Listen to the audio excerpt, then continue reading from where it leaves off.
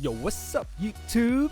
Welcome to Pop That Box. My name is Mike, and today I'm going to show you what I got on my first epic hunt for you. But before that, I'd like to apologize for not uploading this last couple weeks. I've been dealing with a lot of stress due to the massive amount of claims I've had to do my purchase orders in June. My claim rate is about 50%. From damaged goods to fakes and sticker swaps. I've seen it all now. It was a good learning experience, and most of the cases are resolved now, so everything's good. But the thing is, since I've had so many claims on my purchase orders, I've had to open up pretty much every package that I've received from an untrustworthy vendor. But I still have some unopened boxes to show you, so I'll definitely have a video up on Thursday. It'll be another unboxing. But don't worry, a lot of the pops are still good and really dope, so I can't wait to show you those ones too. During these last couple weeks, I bought a video editing software. It's called Adobe Premiere Pro. But I'm totally new at all this, and I never went to school for media arts or anything related to YouTube. So please bear with me while I learn the ins and outs of this software. And finally, I'd like to thank all my subscribers for supporting this channel and myself. This will be a two-parter because there's 32 pops to showcase. I hope y'all enjoy the pops I found for you in this hunt, and I'll see you after the intro.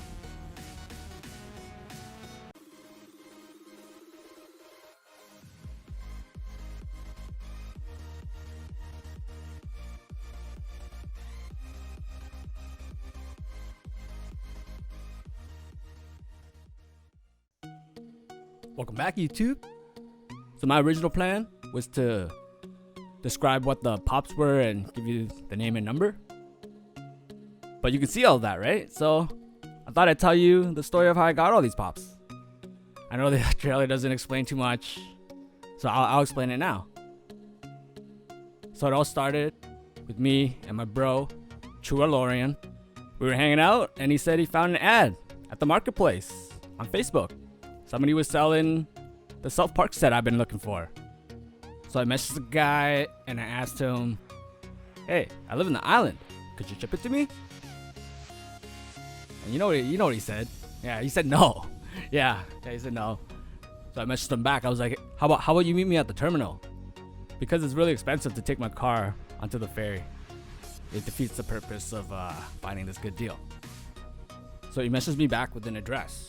And I'm like, this address isn't on the mainland. It's closer to me. Hey, do you live near me? This might work out pretty well. He's like, no, that's not my address. It's another guy's address.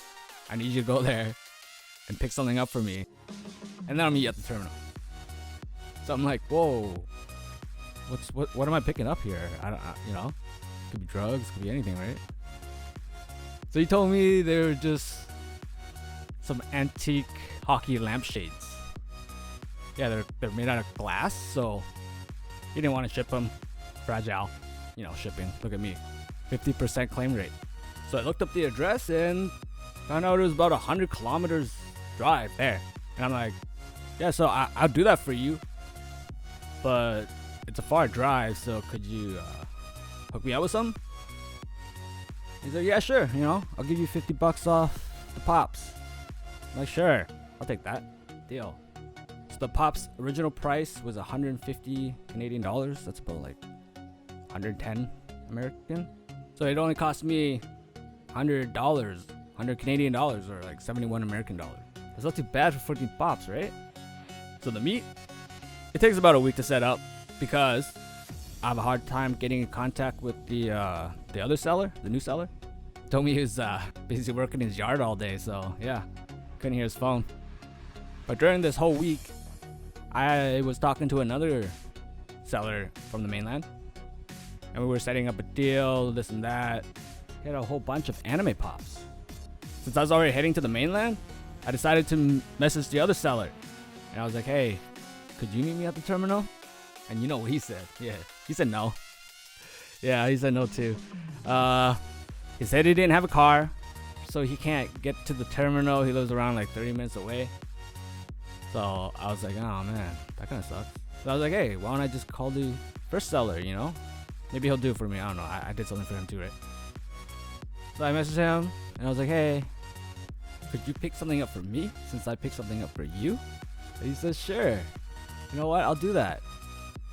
And then so I gave him the address and the contact information. And then the day before the drop-off, I go to the pickup.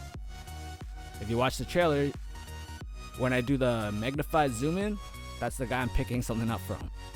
Yeah, so I picked up 2 Canucks hockey lampshades. So I meet him at this fried chicken place called Lee's Chicken.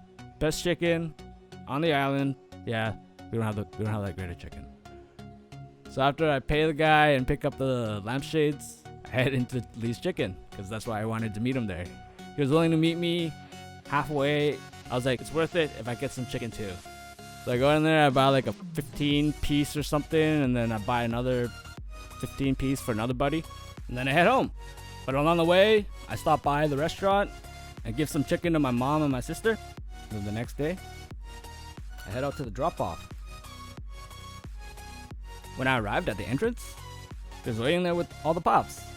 If you watch the trailer, at the mission complete, when I show you the luggage, it's because I packed it all in there. I didn't want to lug around a whole bunch of boxes, so I just planned it out and everything fit in there, all 34 pops.